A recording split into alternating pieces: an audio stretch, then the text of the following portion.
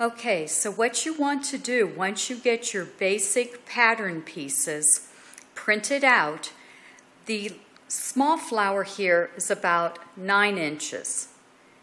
You're going to take this pattern, the leaf, and then the fawn, the palm fawn, and you're going to take that to a place like FedEx, Kinko's, where they can enlarge those for you. So what I did is I asked them to get them in 2 other sizes. So here's what I did. I took my original and I asked them to get it about 12 inches for this flower, as you can see. And then whatever percentage that was, which had happened to be 138% increase over the 9-inch flower, remember this one over here, you take this one, they increased it by 138%.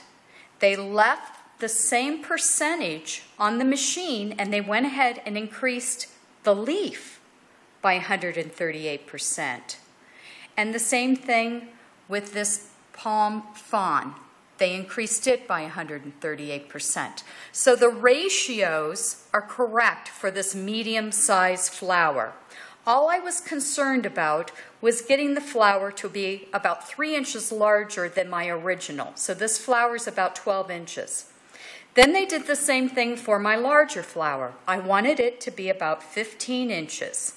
Again, 3 inches larger than the medium size. To achieve that, they increased my original 176%. They left that in the machine after they got this hibiscus flower for me, and they put through the palm fawn to get it to the right size, and the same thing for the hibiscus leaf, 176% increase to get the larger size. Now that we have our pieces, oh, by the way, this cost me about 10 bucks. Basically, you're just increasing 6 pieces. You have your originals, which is the small leaf that matches the hibiscus, and the palm fawn. That's all you're taking to Kinko's.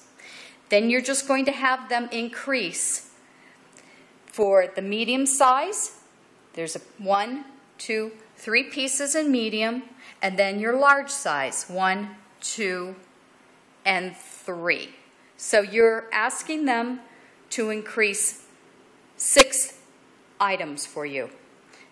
After you have those 6 items increased, the next thing you're going to want to do is to lay out how you want it to look on your comforter or duvet cover. And this is the pattern that I laid out right here. Some of the pieces I reversed. Now you don't have to go back to Kinko's or FedEx to get them to print it in reverse because it's dark enough. See, here was my original when they, increased it.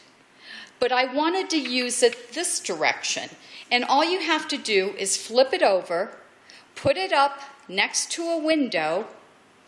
Let me explain.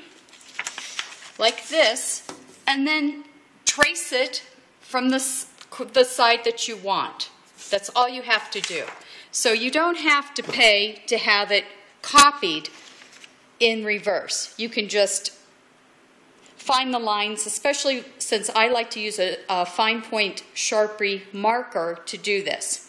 So once you get your pieces, your pattern pieces, now these are your pattern pieces. You're not going to use this when you cut out your fabric. These are your pattern pieces. These are sacred.